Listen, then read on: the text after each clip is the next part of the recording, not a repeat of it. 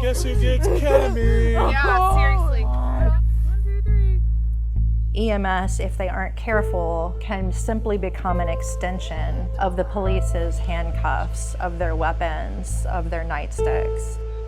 If we don't change the training, change the protocols, then we all bear responsibility for future deaths. He's dead. He's just dying. EMT's job is to save lives, not take lives. Really? Police have an arsenal of tactics to restrain people. Lesser known is chemical sedation and the role paramedics play in police encounters. The use of injections to calm agitated people has quietly grown. Yeah, it's strong. We had one guy, they gave him 3 shots. A 3-year investigation found that more than 1,000 people died after a police encounter involving force not intended to be lethal. Nearly 1 out of 10 of those cases involved sedatives. Cardiac or respiratory arrest often occurred within minutes of injection. Is he knocked out or he ain't dead, is he? Hey, wake up! After they gave him medication, he started to pass out, and now he's not breathing. The AP found that authorities often don't scrutinize the use of sedatives, making their exact role in the deaths unclear. Medical examiners frequently blamed health conditions or other drugs in their systems, as was the case for Demetrio Jackson. He was outgoing. He loved to tell jokes. He would have me laughing every time he would come to visit me. To understand what happened to Rita Gowan's 43-year-old son, we reviewed police videos and hundreds of pages of records. I had to watch the video of what they did. And I find myself sometimes waking up at night, I'm beating on my couch. I'm yelling out. And I'm just mad. Because I know he wasn't done right. What's your name? It's 4 a.m, and Jackson is in the parking lot of a radio station in Altoona, Wisconsin. I wouldn't call this an emergency necessarily, but could I get an officer to assist me, please? Okay, what is going on? All I'm looking for right now is your name, just so I can verify who you are, all right? You're not getting in trouble or anything for standing on top of the cars, even though you should be doing that, right? But Jackson, who's on probation for a drug conviction, won't give his name. Are you going to give me your name or no? Because I'm not going to sit out here all night and drag this out, okay? After 40 minutes, they move to arrest him, and he flees. That's when everything changes. Get on the ground now, or you're going to get tased! Drop on the ground now, right now! Get on the ground! Stop moving! Please help me! Officers struck him twice with a taser, handcuff and restrain him on the ground. Jackson complains he can't breathe. Mama! He's placed upright and given oxygen.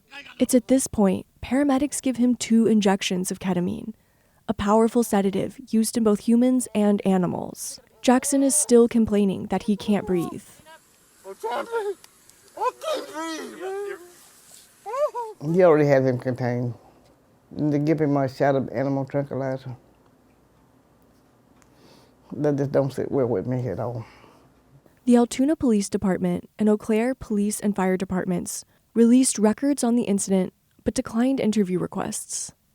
Jackson was described as still being combative after he was tased.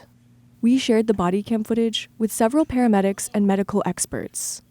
While he certainly is altered, and maybe he's a little bit resisting care, I struggle to understand, at least in the context of our protocols and training today, what the necessity of performing sedation would be right here. If my patient needed oxygen, that would have definitely given me pause to then give them ketamine. It was just a really absurd escalation that never needed to happen. There is no threat to the safety or life of the officers. Proponents say sedatives are safely administered thousands of times annually. Their use climbed in the late 2000s, spurred by a controversial diagnosis known as excited delirium. Medical experts believed that severe agitation, often due to drugs or a mental health crisis, could be life-threatening. The AP found some officers were quick to assume excited delirium and ask for treatment. This is probably an excited delirium thing. He's trying to bite us. He's. Get the shot to calm him down. Yeah. The police are not trained to suggest therapeutic intervention. EMS is the one that makes those therapeutic decisions. Dr. Mark DeBard is a retired emergency room doctor. He led the task force that recommended rapid sedation for excited delirium, but is critical now of how it was put into practice. Whatever you want to do, but you're going to have to either tie him down or sedate him. The protocol for treating this should only have to be implemented on a rare basis. If it's happening more often than what I indicated, then it's probably being overdiagnosed. In 2023, leading medical groups discouraged using excited delirium as a condition and cause of death. Critics say the diagnosis was used disproportionately on Black men, who were more likely to be given sedatives. Of the 94 cases AP reviewed, about half involved Black people, including Demetrio Jackson in Wisconsin. After his struggle with police and ketamine injections, Jackson stopped breathing on the way to the hospital. He died after 2 weeks in a coma. Jackson's official cause of death was cardiopulmonary arrest caused by methamphetamine in his system.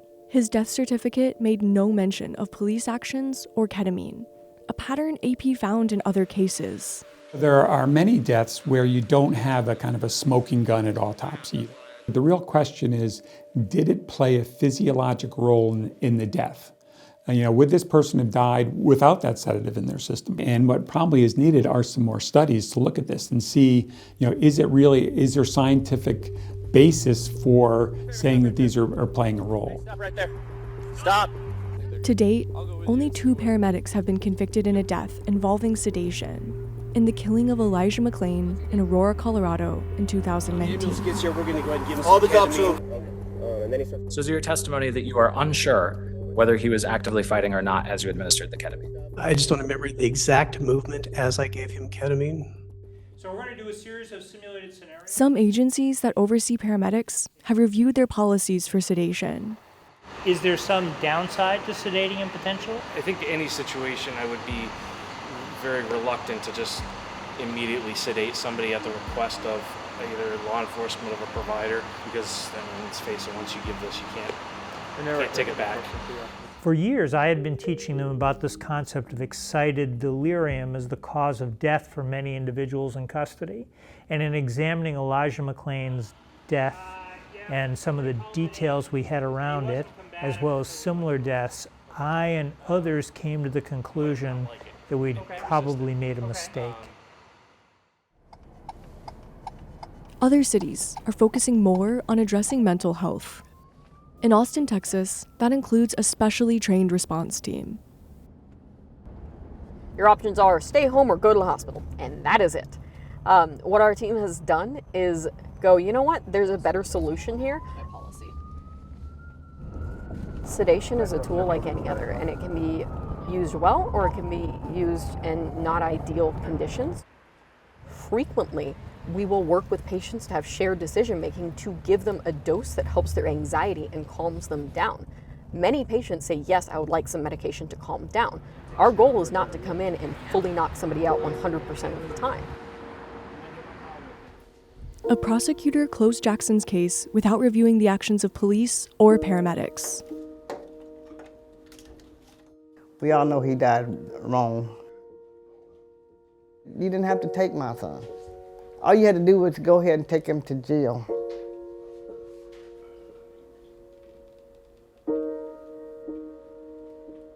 That was my son. I will cry till I die.